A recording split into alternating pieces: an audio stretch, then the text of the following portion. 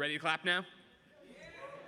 What's up, everybody? Welcome to your San Diego Comic-Con 2016 panel, 20 Years of Tomb Raider. How are you? I like this audience a lot. I'm upset that this man over here in the blue shirt with the flannel on top did not clap or react at all. Are you okay, sir? Thank you. He's excited too. I'm Greg Miller from Kinda Funny. We have quite the panel for you. I want to go down the line right now, introduce everyone to you, or more importantly, have them introduce themselves to you. Megan Marie. Hi there. How are you? I'm doing well. How are you? Excellent. What did you think of the Wonder Woman trailer? You're in your Wonder Woman dress. I don't have words. It's very good. I'm so excited. Megan, what's your connection to Tomb Raider? Longtime Tomb Raider fan, current senior community manager at Crystal Dynamics, and I recently wrote a book on the history of Tomb Raider, which was a incredible experience and honor, and also terrifying. Excellent. Andy Park, if I understand this correctly, you mocapped all of Lara Croft's moves. Nope. No, I don't understand it. What's your connection to Tomb Raider? I was the original artist on the Top Cow Tomb Raider comic book back in 1999, drawing. Woo! Round of applause if you weren't born in 1999. Oh, man. God, we're so old, It's a long Andy. time ago. You're so old. I'm so old. Debbie Lash. Hello. Hey, how are you? I'm very well, thank you. Thank you so much for coming to this panel. Thank you for having me. Explain to everybody, what's your connection to Tomb Raider? So I used to manage and cast all the faces of Lara Croft. I did all 6 girls, part 4, the last girl, Allison. Oh, wow, okay. Yeah. A long time. Yeah. You've been doing this, you're good at it. Yeah, I'm old school, darling. Round of applause for people who are old school. Yeah. Now, I just looked out into the crowd. Gambit, does the staff really need to be that large? It seems a bit preposterous. Oh, my God. Noah Hughes, thank you for coming to this panel. Hello, thank you. Explain to everyone here, what do you do with this hair Tomb Raider? I am creative director on the last 2 Tomb Raiders and overseeing the franchise. And a big fan forever that Tomb Raider is one of the games that opened my eyes to what games could be and filled me with the passion to make games myself. And I have the honor and privilege to be able to make Tomb Raider games now. That's awesome. That was a good answer. And then Miss Camilla Luddington. Hello. How are you? Good, thank you. What's your connection to Tomb Raider? I am the voice, and I do the motion capture for the new Tomb Raider franchise.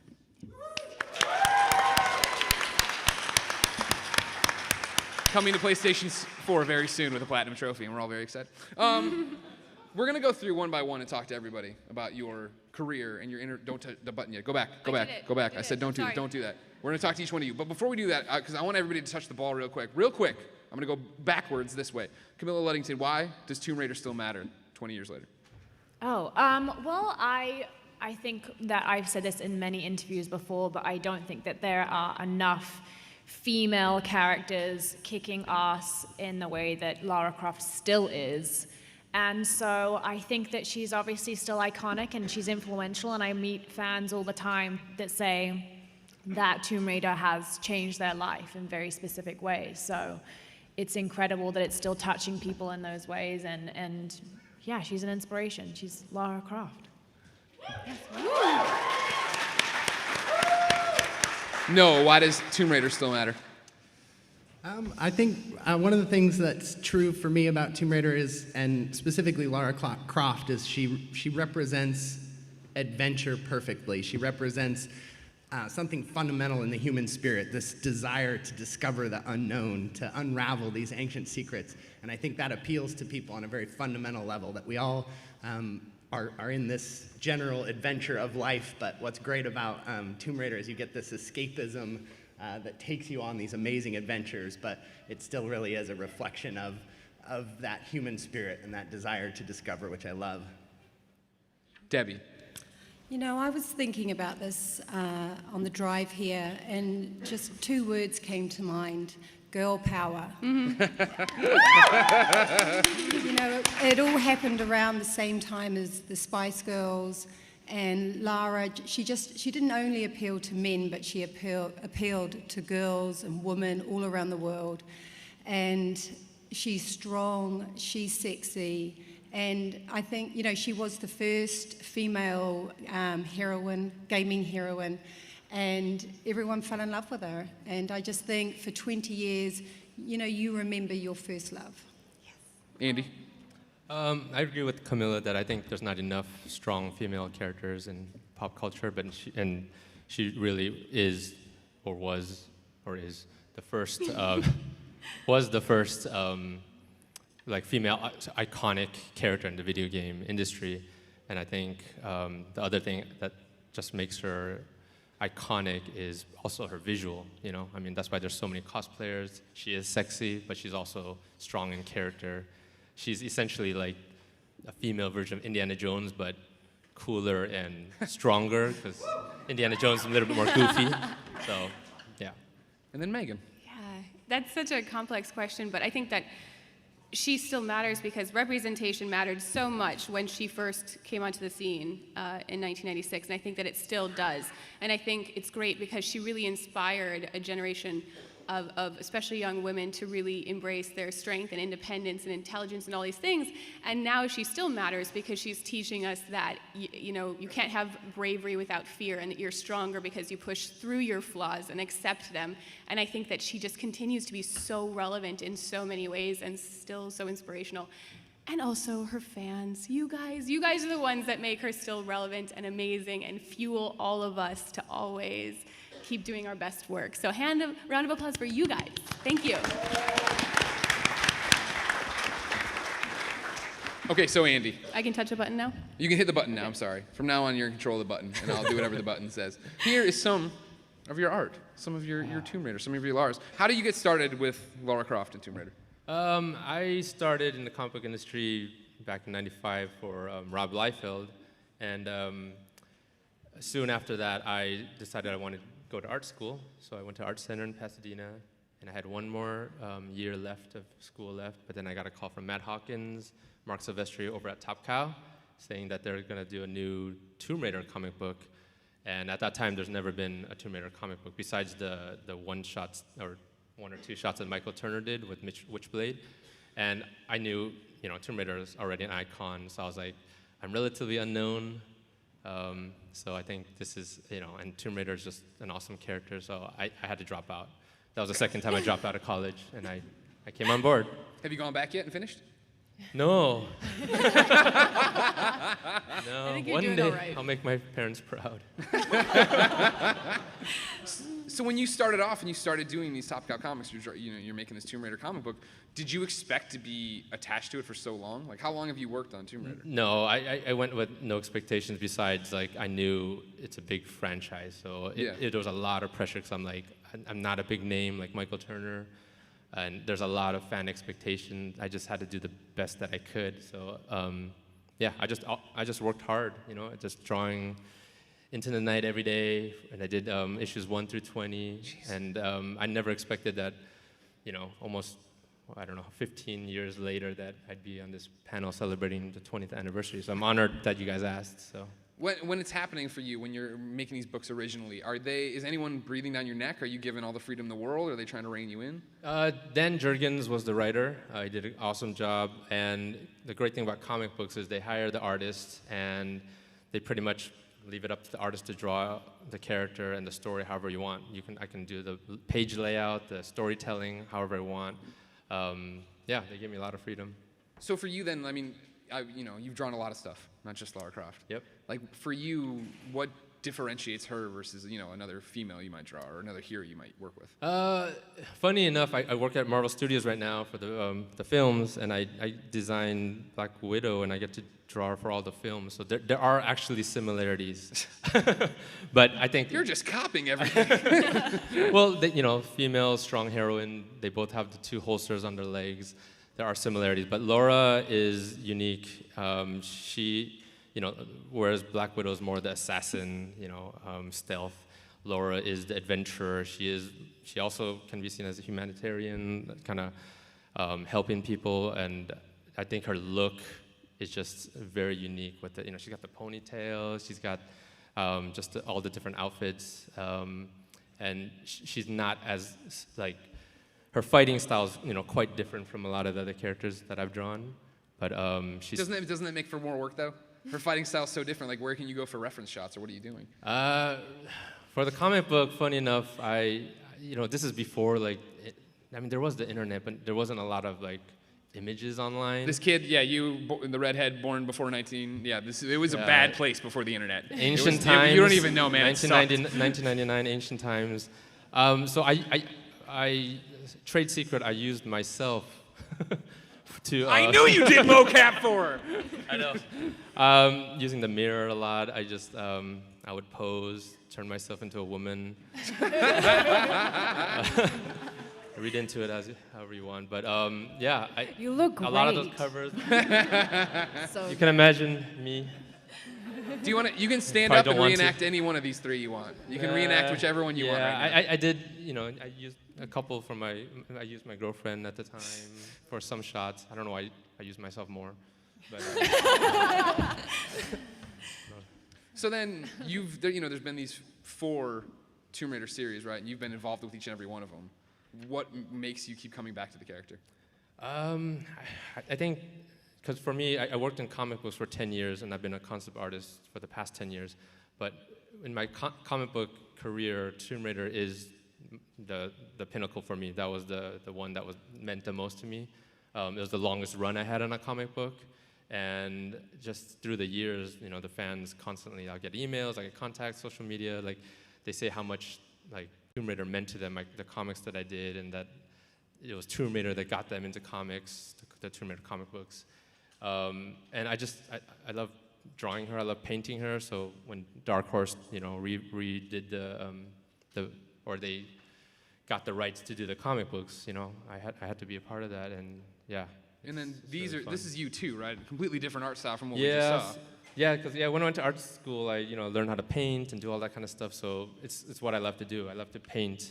So the style has evolved, but this is kind of more representative of my style now. And oh wow. Yeah, that one was so fun because the one on the left is the very first cover I did, first poster cover I did for Tomb Raider back in 1999. And the right one just came out, was it last year or this year? But I asked, can I do a tribute cover to the original? But then, of course, the right one is more it is more in the style of the classic Lara versus the current game. Hold on, we have another one. I want your insight on this one. The one on the left is actually the very first drawing I ever did of Lara.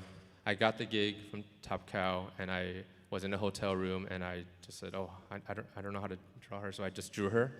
And that's what came out, and I was kind of surprised, and I was like, oh, that's actually You're like, whoo, I'm going to be okay at this job, thank God.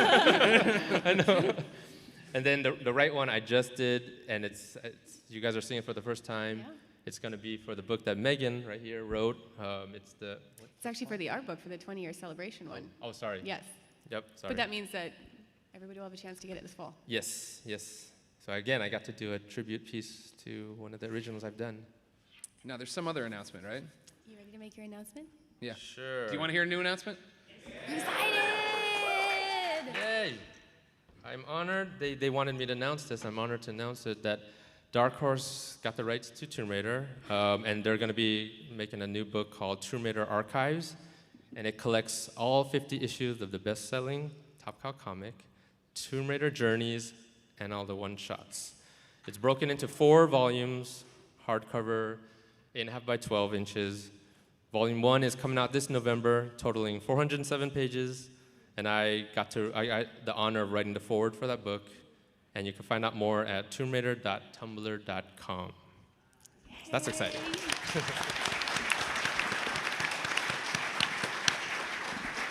You know it's a serious announcement when it's verbatim. He's like, I don't want to screw any of this information up. I can't memorize that. This is one of those things that fans have been asking us for us for so long because it's so hard to find the individual issues, and there was a compendium, but that sold out, and so now finally everybody will have a chance to reread everything in one place, so you won't have to collect all the individual issues. So Yay. good to see all your beautiful art again. Awesome. Debbie Lash. Hello. They refer to you as, let me get this right now, the Lara Model Manager. What the hell does that mean?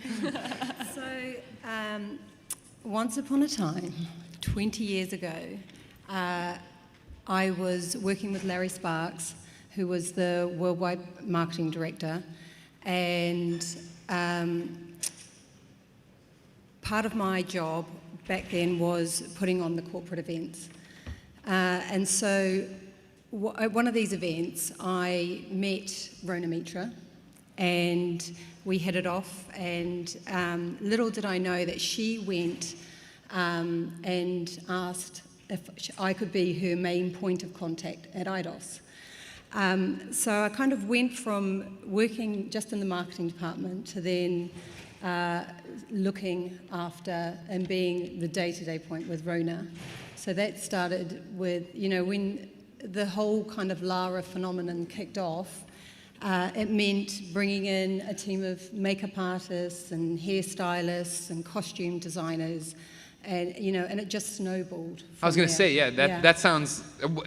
When did you realize you had the tiger by the tail on this?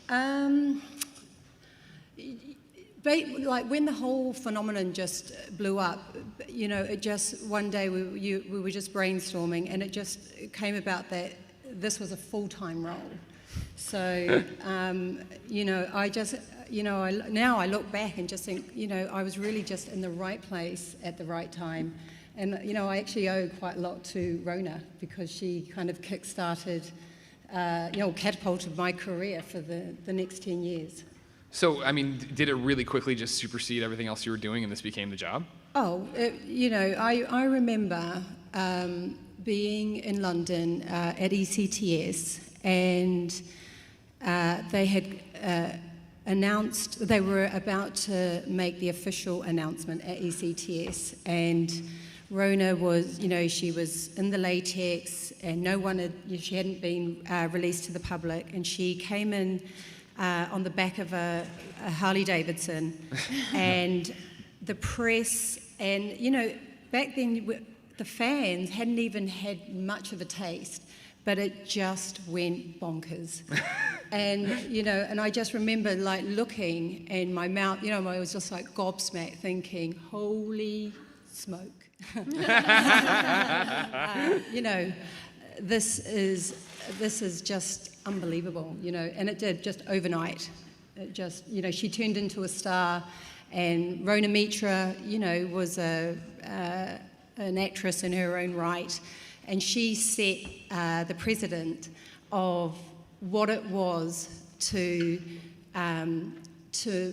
take Lara to the next level, because we were a gaming company, so we were surrounded by very, intelligent, techie, Dorks. They look like me. I got it. No, We understand. No, but it's not, it wasn't Hollywood, and we didn't know how to, to work with talent, and and Rona, led the way. So she was, handing out her demands of what it was that she needed to make her feel the star. And but who was to see that we were going to roll this campaign out for the next 10 years? So yeah. So for moving on, I mean, what's like the audition process to be Lara Croft? So I guess after Rona, and the whole Lara phenomenon, the actual contract for the Lara job became very desirable. It was a minimum of 100 days' work, which is unheard of for any model in the industry. That's unknown also, and they had international travel. They, transportation. They went from being an unknown model to being, a celebrity overnight. Once that press release came out, their life just, changed overnight. How many in total have there been? There's been 6 Laras that I've casted. So we started, well, actually there was another girl called Natalie. Yeah. So the very first ECTS where, it was the game actually hadn't been released, but the stand was phenomenal. It was all built like tombs, and we hadn't actually got to the point of casting just one Lara, and it was a bit of the Boardman kind of the boys' club, and they were like, oh, let's get some lovely Laras and like have them walking around the stage. And so back then they were just in like little shorts and a little white t-shirt with Tomb Raider on and just their hair braided, and there wasn't a makeup, there was no glam squad. Sure. It was just promotional girls, and then from there they were like, oh, there's because of just even the interest around just seeing these girls on the stand. And then it just naturally, internally they were like, maybe we need to just focus this in on just having one girl to Represent, be the face of it. Exactly. Yeah. How did they feel about all the latex tops? And how, because that seems very hot. I'm hot right now in a t-shirt, but this costume looks ridiculously hot to travel the world in. Yeah, so one of my roles, and I'm just, I loved my job. And one of my roles was to recreate the costume to a T, to the in-game model. There wasn't any varying off. So I worked with a renowned English costume designer called Stephen Fuller, and he just happened to specialize in latex. So once he had brought in a sample, and it was like brought to life, and we used a silicone spray. And everyone just loved it. It just had all the elements of being futuristic. It was sexy. It like enhanced. I should not have my hands like that. It enhanced all of Lara's assets and curves, just all in the right places.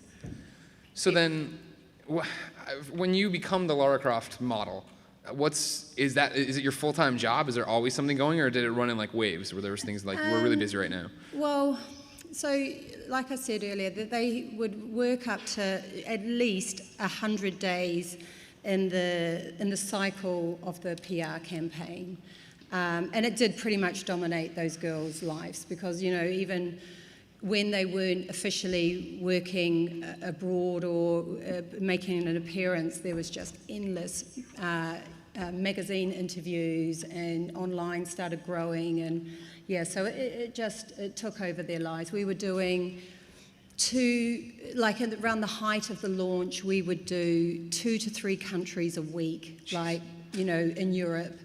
And we'd be away from 1 to 2 weeks at a time. It was phenomenal. We had such a blast. There were just lots of laughs, lots of men, lots of travel, lots of airports. It was great. These girls became really good friends. You talk about you loved your job and that there was all these great times. Like what are the memories that stand out? Is it a Lara meeting a fan, or is it some stupid airport story where they lost all the guns? Well, there was just so many that it was a little bit like working with a pop star, because she just had such an incredible fan base that everywhere we went, there were queues and queues of people just waiting for their 5 minutes to be with her, to have that Polaroid. I took thousands of Polaroids. And, fans were there that had, their arm tattooed. She had to sign their backs. People had done beautiful paintings. They adored her. And it wasn't just men. It was women, mums bringing their kids. And it just, she became a household name. Now we're looking through all these different images. We're seeing all of them throughout the years. What I appreciate, and I didn't know until I was talking to Megan about it, you actually helped organize the 10th anniversary or the reunion shoot, right? Like where you brought everybody back together. Yeah, that was like, I think, we did literally hundreds of photo shoots, and but the 10th anniversary for me was just so memorable because I just bringing all the Laras into one room. And I wasn't quite sure how they would bond, or if there'd be kind of any like, ooh, was she a better Lara, or she did this and I didn't. But actually, they just had such great energy together, and they were all sharing like their Lara war stories. And and it was weird because I was able to step back and look at 10 years' work. It's a bit like looking at a child that you've raised, and I just got to see 10 years of a quarter of my life. That's awesome. Yeah. Thank you for making that happen. Right? We all appreciated them. Can I jump in for 1 second? You should, Megan Marie, you can do whatever you want. If you guys want to see what essentially her costumes that she helped design looked like, one for one, Jen, can you stand up for a second? So this is Jen Croft. She's been cosplaying Lara for 16 years, and she recreated the classic Lara one. She's got come up here. Don't just stand at your seat, She has please. like how heavy are those boots? They're like 12 pounds. These new rock boots are so heavy. So this is for a lot of cosplayers, the kind of like the ultimate costume they can do is the classic Lara one. So Jen and Annie are actually both our, Annie, stand up and wave too. They're both our Lara Croft cosplayers officially here for Comic-Con. Jen's been cosplaying Lara 16 years, Annie's been cosplaying Lara 18 years. So it's cool to have them out and have them to pose at our conventions. Is it cool to still see like people wearing the costume that you helped design now? It's brilliant. I think I actually recognize Jen. Yeah, she looks amazing. Hello. Camilla, that one looks like you. I know. It's so weird. Megan Marie, what's next? Wait, what? Book. Book? Book. Your book. You made this book. The book. Yeah. What is it? We got to announce it at PAX, but we didn't get. Evidently at PAX, I forgot to tell people I wrote it. I just talked about it. You're getting better at I announcements. got off of the panel and they're like, "You never told anyone you're the one that wrote it." Okay, so yes, I had the extreme honor of writing this book. It was in collaboration with Crystal and Prima Games. It is 360 pages. It covers the entire franchise history and community. 100 of those pages are just dedicated to our amazing community. It'll be out this November. Yeah. But what was that like for you? Because you're a community manager. You've worked with the Tomb Raider franchise forever, but like it's not like you got hired and then Tomb Raider started mattering to you, right? No, oh goodness, no. There's photos of me when I was 12 running around pretending to be Lara, which I treasure now and never thought that they would be used to prove my street cred as a Tomb Raider fan. But yeah, the opportunity came about because we have all these plans for the 20th anniversary, and we're trying to figure out all these unique ways to celebrate the franchise. And so we were talking to Prima about a book. We should write this book, and I guess I must have been very enthusiastic in pitching it to them, because then they came back and said, "Well, how involved would you like to be?" And I looked at my boss and I was like, "How involved am I allowed to be?" So yeah, it was about 5 or 6 months of writing. Jeez. It was my first book. It was quite challenging. I wrote it backwards, which is weird, because the beginning of the book is about the games, and that took me a very long time to get in contact with all the people from Core Design and IDOS and remake those connections and do interviews and transcribe everything. So I actually wrote the end of the book first and then worked my way towards the beginning. I don't know if that's how you're supposed to do it, but hopefully it worked. You wrote a book, so screw everybody else's opinion. It really doesn't matter. We'll There's a book at the end of it, November. right? It doesn't matter how he got it. We'll find out this November if it was successful. So, like, when you sat down to do this, like, I wouldn't even know where to start. Like, are your chapters about, like, years? Are they about moments? Are they about games? Yeah, I thought the best way to approach it would be to go by different mediums. So we started out with the video games, then we went to the comics, and then the movies, and then Lara's just pop culture influence, and end on the community and the fans. So it covers the entire scope of Tomb Raider, which is pretty intense because essentially the franchise has infiltrated every facet of pop culture. So. No big deal. It's a huge franchise. It's so exciting. How many nights did you go home and regret asking to be super involved? None.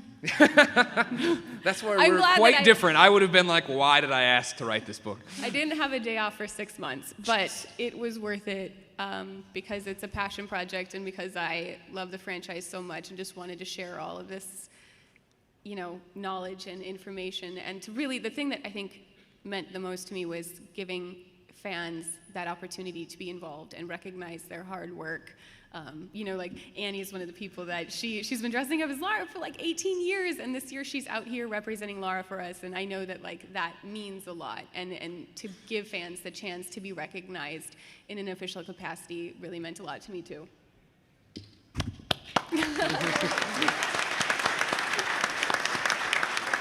So then, you've been close with the franchise, obviously, in your career now as a fan before. So for you, what was the most interesting part of it? Was it interviewing your coworkers now about what's going on, or going back and trying to find somebody, or like talking to, cosplay people? I mean, I guess I'm a little spoiled because I get to talk to my coworkers at Crystal all the time. I did get really nervous talking to people from core design, and so interviewing people like Richard Morton and Heather, and it was awesome talking to Debbie about all the models and so on. One of the interviews that I found particularly fascinating was Sonia Klaus, who was she was a set dresser for both of the movies, and she had just these fascinating stories to tell, and just the thought that went into dressing all of the sets. Croft Manor, would Lara have redecorated after her father disappeared? Would she have kept everything the same? What would she have redecorated with? And these stories of almost getting blown up in Cambodia because someone was smoking a cigarette in a room full of fireworks. And there's just all these interesting stories from the set of the movie that she shared, and so that was really cool because I have had no connections to really, I've never been near any sort of Hollywood production. So No. it's very cool to hear all the behind the scenes stuff. That was very foreign to me. So then, comes out in November. Yes. Where can people get it? Well, right now it's actually on sale on Amazon Prime. For Amazon Prime, you can get it right now for $17.66. And it's 350 pages, so That's a good deal. yeah, I think so. Even if you can't even get Kindling that cheap, so Yeah. just You saying. can get them at major retailers all over and Amazon, so yeah. Awesome. And then since it's the 20th anniversary, is there more stuff happening? We haven't talked about that at all. I mean, we're doing a panel. That's pretty cool. There are more things happening. I don't think we can announce. I'm still working on some weird, bizarre community things. Like anytime that I can find an old partner and try to make something showcase, I'm trying to make that happen. No announcements yet, but we're still going to try to do more unique things. What other things we've done the Tomb Raider Suite. We just announced the concert in London. We're selling tickets for that. We've got the game, which we'll have Noah talk about and all Yes, of that. we So I'll will, stop Noah. rambling. I'm going to let Noah talk about the game. Noah, tell me about this game that's coming to PlayStation 4 and has a Platinum Trophy and has PlayStation VR. Yeah, who likes PlayStation? Who's going to Vita Island?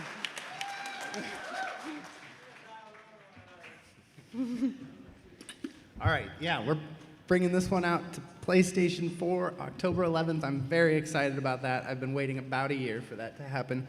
And in particular, this story was very exciting for us to tell. It was the second chapter after the reboot, and we felt that we had got to explore Lara's character. She had become a survivor in the last game, but she also glimpsed this deeper secret world. She saw something that she couldn't explain, and that changed her forever. So this story is about her pursuing those ancient secrets that are lost to time, that we get to see her for the first time not just use tomb raiding as a means of surviving the island, but in this case she uses survival as a means of tomb raiding, as a means of unlocking something lost for centuries.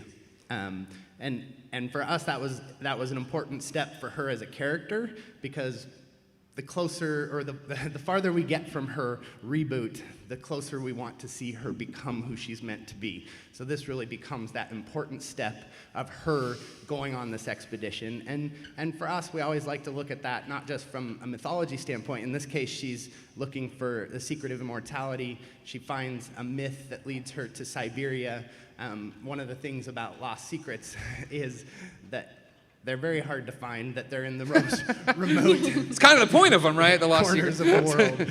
So Siberia seemed like a good place that you might lose something for a while. And it was also something that would leverage those survival skills that she learned in order to essentially get to the bottom of this secret. And so for us, being able to send her on that expedition, but also start to ask questions like, we sort of look at these through the real world lens of something like Everest climbers, that what possesses someone to risk their lives to go beyond the boundaries of what has been discovered. And for us, we wanted to answer that question for Lara, that what makes her tick? Why does she go on these expeditions? What is she trying to discover, and what does it mean to her?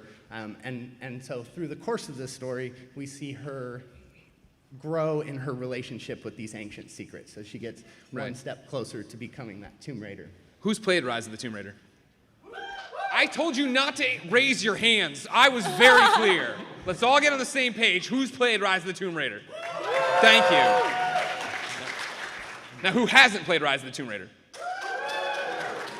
I would be like, oh, that would be me. This game is awesome. And what I love about the fact that this game is so awesome is that you could have totally phoned it in. You could have phoned it in with this PlayStation 4 edition or whatever, but you're not, and you're tying it into the celebration. Like, yeah. Was there a part of you that wanted to phone it in? No. Actually, that's one of the things I love about working in the games industry is that we have such passionate people, just like the fans. The people I work with never want to phone it in. That they really love what they do and they want to make the best thing they can. So when we had the opportunity, we had done a definitive edition before for the first reboot, which included all of the downloadable content and things like that. And so there was a natural sort of sense that we could do the same thing this time around and just include some of that DLC. And we did, so you'll get, if you buy it now, you get all the DLC ever made, all the outfits ever made, you basically get everything. But because it was that celebration year, we really wanted to do something that spoke to the franchise as a whole. And for me, there was also a creative opportunity sort of left on the table, that one of the things that we explore in the story is Lara's manor, that we see her coming back to the manor for the first time in a long time.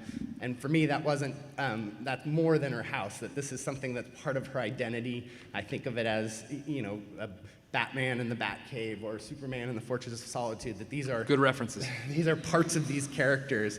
And so for me, going back to the manor had this allure of reconnecting her with part of her iconography. And so we did that in the main story, but I sort of felt like we hadn't really delivered it in a way that fans would love. And that was that opportunity to say, hey, if we're going to do something new, let me please do the manor, because I'm dying to create a playable experience in Lara's house, that it becomes the perfect canvas for learning who she was as a child, sort of what formed her as a character. You get to learn a lot of secrets that go beyond what you learn in the main campaign, but you also just get that nostalgic sense of her coming back into this part of her character. And this is what you're describing as blood ties, right? So this is blood ties. This is a unique story DLC that we made specific to the release this October.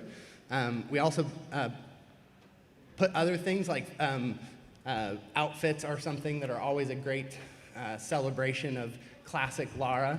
So we did two things with outfits this time. We made a classic inspired outfit, so a Tomb Raider 3 outfit with the orange jacket, and that comes with the weapon, and that's playable in the main story. So I love playing through the main campaign with a classic Lara outfit or classic Lara inspired outfit.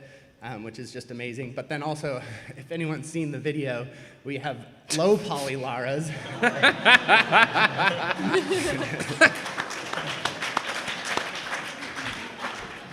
And these are super fun because you can see them, you can play in the replay modes with these outfits, and you can see Lara in all of the cinematics doing all of the crazy stuff, and it's a blast. So for us, we want to do a whole bunch of things. We did some extra just enhancements as well. We added co-op mode, so you can play with your friends, and that's something, actually, Tomb Raiding with friends is super cool. And we added an extended difficulty mode, so we tried to refine the experience, but the thing we were most excited about was some of these classic elements coming back. That's awesome. Miss Camilla Luddington. Yes. How are you? Great. I'm great. So nice to be here again. How does it feel to be back at Comic-Con? And I remember talking to you on the lead up to the original Tomb Raider, not the original Tomb Raider, but your first Tomb Raider. Yeah. And you were nervous, you were anxious, you wanted to get it out, and then it came out, and I'm pretty sure everybody loves her performance, right?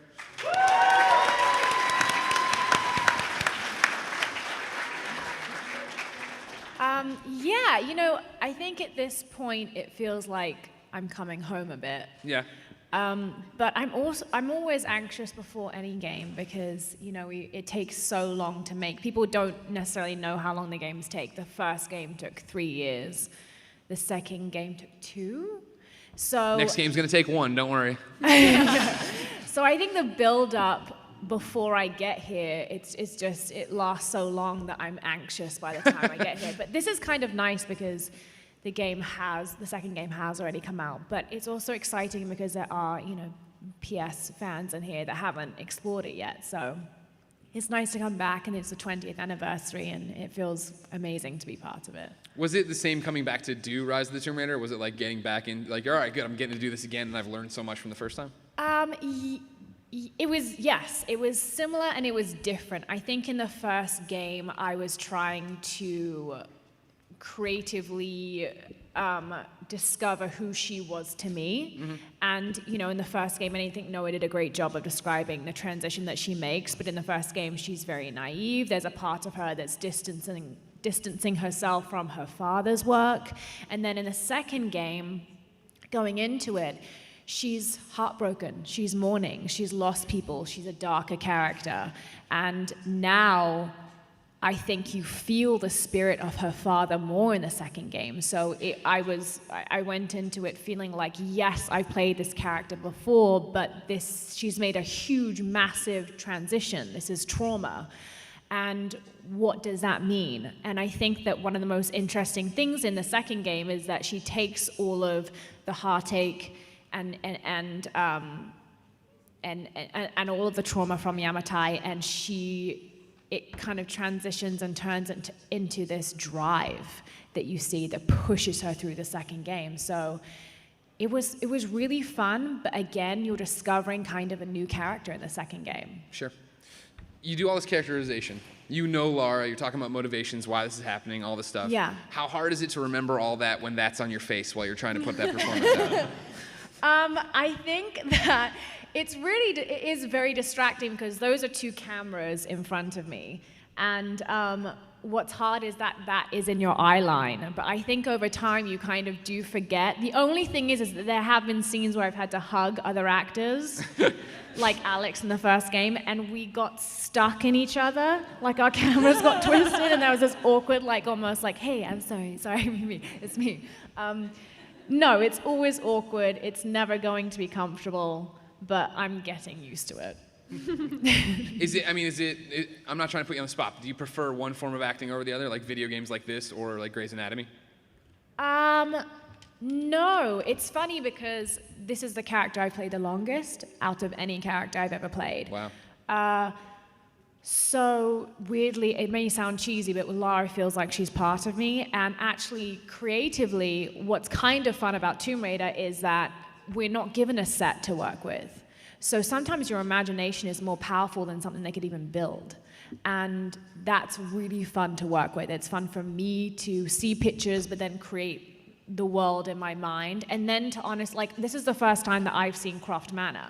Like, I haven't even seen that yet myself. So it's fun to have explored that in my head and then to see what it looks like. So the process is different, but creatively, it pushes you more.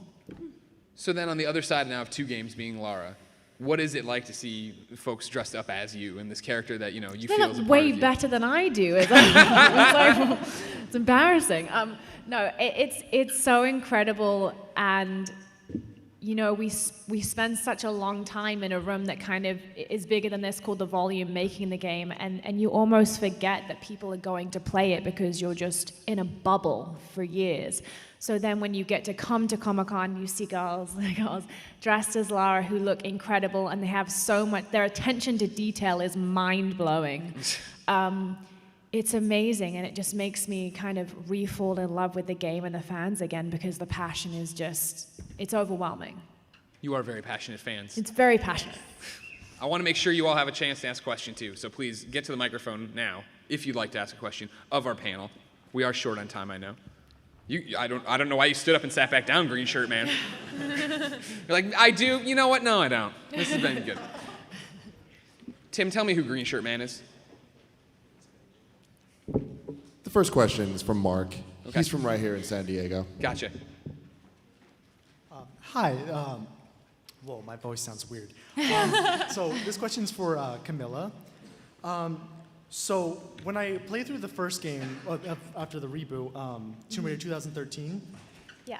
there were those scenes where you could see the transition in Lara, and especially towards the end when she's rock climbing up that mountain trying to get to Sam to stop the sun goddess, and Spoiler alert. You had your chance. All right. I understand you're PlayStation faithful. You should have been listening to the spoiler cast and everything else. Yeah. And so my question was, how did you prepare yourself for those scenes where you had to have it really moved me is what I'm trying to get at. But how did you prepare yourself for that? You know, something that is kind of amazing about Tomb Raider is that it feels like we shoot it in chronological order for the most part. Wouldn't you agree? He's like, no. Kind of? Yeah, we definitely try to. Yeah. So at that point, it wasn't like we shot that first. That was I feel like one of the last things that we shot for that game. And at that point, you do go on that emotional journey with that character. But also for me, as an actress, it helps me to pull on things from my own life, and I've lost someone very, very close to me, and I understand what that desperation and that feeling feels like, and it's very surreal, but it helps me in those moments to connect it to things that I have experienced too, just to make the character feel hopefully as real and grounded as possible in very extraordinary circumstances. So yes, that's an extremely emotional scene. Obviously, I don't know what it's like experiencing a goddess. Spoiler. But yes, at that point, I think I sort of felt like I'd been on the journey with her. And so it was preparing for 2 years, for that scene. Thank you. You're welcome. This is Jenny. She's also from San Diego. Okay. Hi. I have a question for Noah. The 2013 reboot game had the revised Laura visually, where she's kind of like less sexualized. And can you talk about how that decision was made and how it affected the franchise? Yeah, I think we set out in the reboot to try to take Lara and add dimensions to her personality, or essentially bring out dimensions in her personality that were always there. But she had become such an icon that people, to some extent, simplified her to her physical appearance. They would talk about the braids or her figure or something like that. And one of the things that we wanted to do was try to make her feel as real as possible. And a lot of that comes from Camilla's performance. But part of it was making people reevaluate her as a character, to essentially meet her again for the first time. And our visual design tried to make her closer, it tried to maintain aspects of her signature look, but just dial it back a little, basically take away some of the stylization of that character. So for us, that goal was about humanizing her, and the visual design was essentially trying to re-envision a lot of those core visual traits in a more grounded and believable style. Okay. And my second part about how it has affected the franchise, have you gotten any feedback, good, bad? Yeah, I mean, one of the things that's great about making something like this is you get feedback all the time, but you get as many different pieces of feedback as there are different people. So, a lot of people miss aspects of classic Lara, and we do too, and sort of part of what the Celebration Edition is to us is to share that with people and say, as much as we love the re-envisioned Lara, that we love classic Lara as well. So we really, at Crystal, celebrate sort of all of the Laras through time, and each represents something different to different people. But a lot of the feedback we got was positive reinforcement, that we hear people now in the same way people described her physical attributes. I hear people talk about her resilience, her determination, and some of those things more than I heard before. So in some ways, to me, that is the reflection of the goal we set out to do. Awesome, thank you. Do you guys like new Lara? Straight out of Massachusetts, we got Noah. My question's for Camilla. For the second game, did you read any of the comics to get more of the backstory for Laura as a character? Honestly, I did not, because I feel like I don't know if that's terrible. We went into, honestly,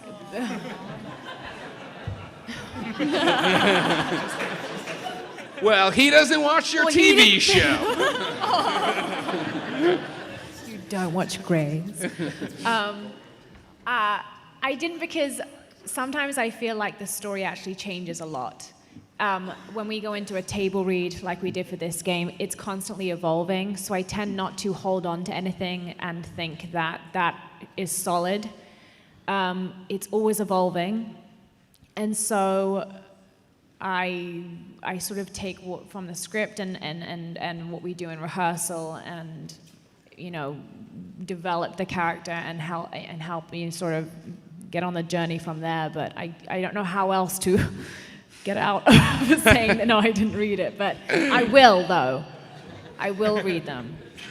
And part of it is just to recognize that we tried to strip Lara in the reboot back to just her core DNA, and that some of that, because it was a reset of the canon, that a lot of those things that she went through, this Lara hadn't yet gone through. So a lot of it was trying to reconstruct from the beginning who would this character start as, the character that we know and love in the comics. How does someone become that character?